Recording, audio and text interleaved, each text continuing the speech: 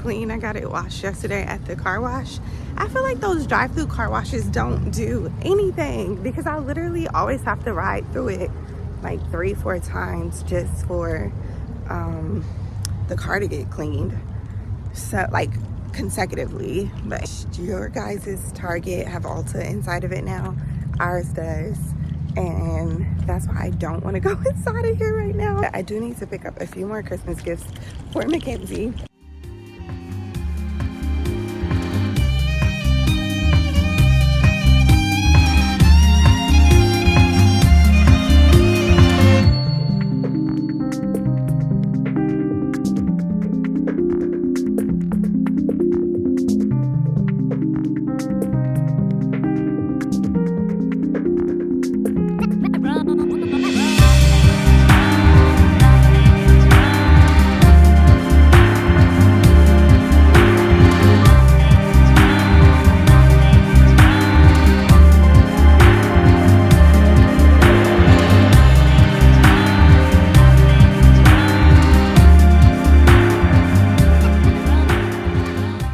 So today we're going to be setting up these little mini Wi-Fi plugs by Casa. I got them from Best Buy, $19.99 for a set of 3. And there's an app where you can actually like set them up so you can remotely control like access to the outlet, whether you're like there or not there. So I'm going to get some of these for home because I have a really bad habit of like falling asleep with like all the lights on and lamps and stuff. So it'll be nice just to have these smart Wi-Fi plugs so that way I can like remotely control the outlets. But today I'm going to be setting them up here at the warehouse. So that way like this heater will warm this entire room up in about an hour. So if I can just remotely control the outlet, I can leave the heater on the on function at a time where I came back to the warehouse the following day and the heater was still on, and that makes me feel so uncomfortable. So the Wi-Fi smart plugs not only are going to help me to remember to turn them off, but it's going to be helpful for me to like wake up in the morning, already have them set to come on at 7, so by the time I'm here at 9:30 it's nice and warm in here. It's so hard to work when you're freezing, so I'm hoping that these smart Wi-Fi plugs are going to be like a great solution to that. I need to get this room in order. I need to also find a what do you call it, guys? When you become a mom, your brain just like doesn't work anymore, or I don't know if it's like a turning 34 thing, like your brain just be completely shot. But I need to find a measuring tape. That's what it's called. So I picked this up from our thrift adventure the other day.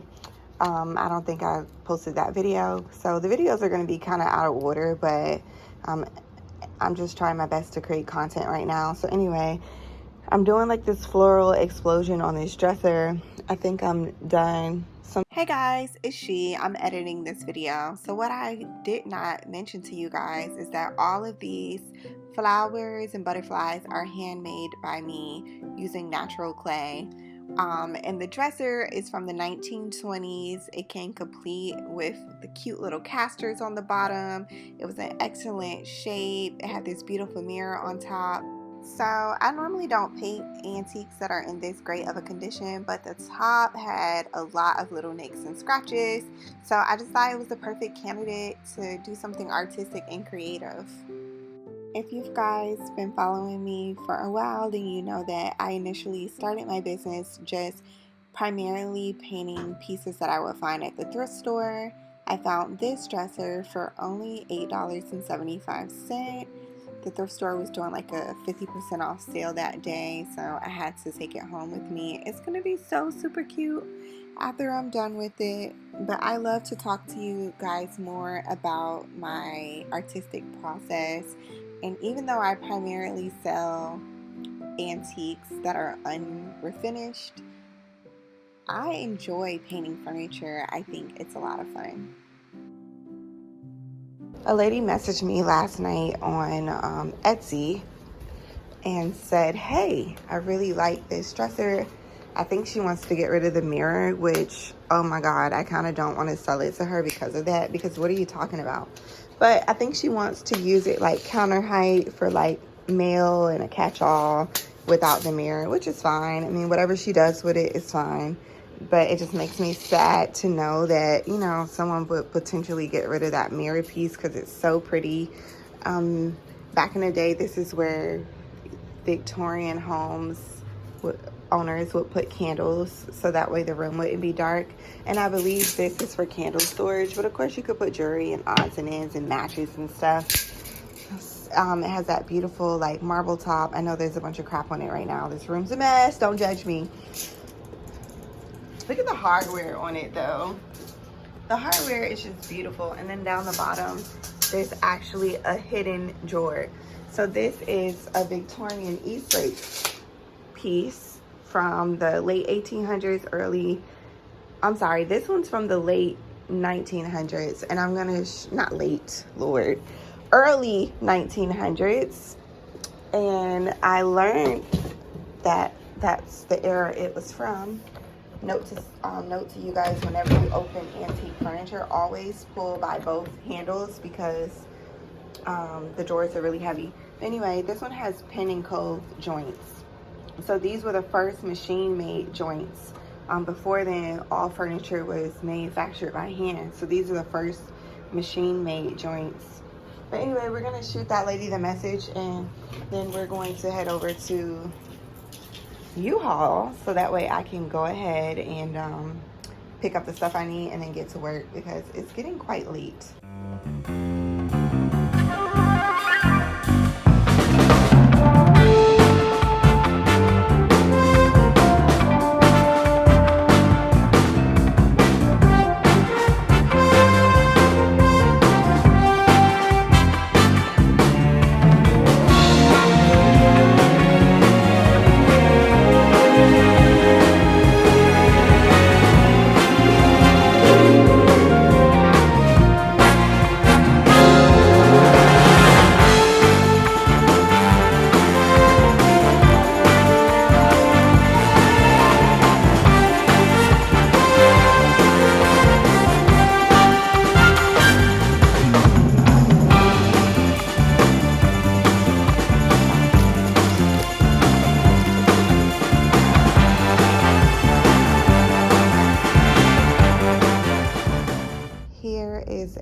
Nightstand that I packed up.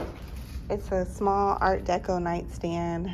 Probably weighs about 40 pounds. I just put foam in there, a moving blanket, and it just needs a shipping label.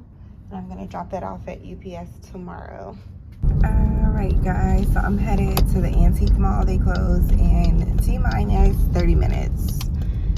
And I accidentally ordered an item and sent it here instead of sending it to my warehouse.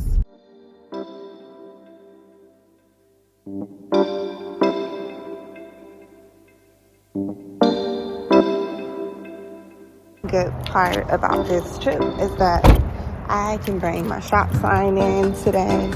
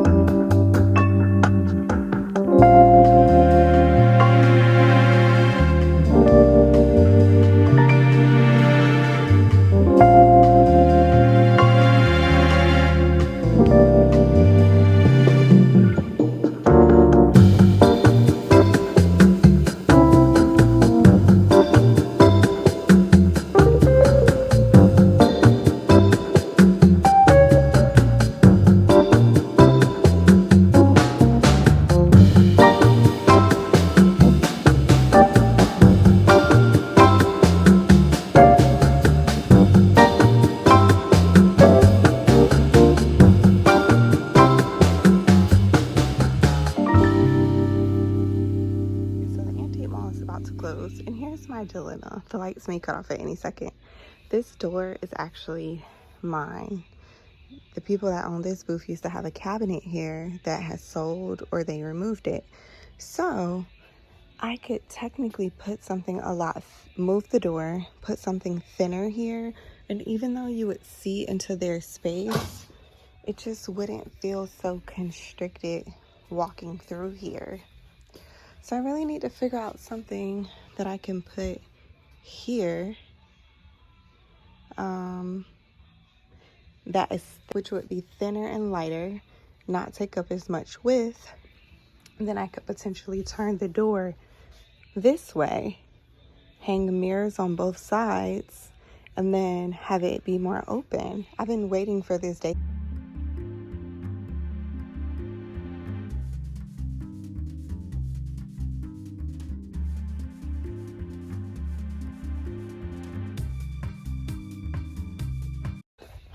Have to go. Mackenzie has cheerleading at 7, and we're about 20 minutes away from the house at this point. Thank you guys so much for watching today's video. I know we really didn't do too much in today's vlog, but I just like to give you guys sometimes a realistic view of what my day is like as an entrepreneur. Thank you so much for watching the video.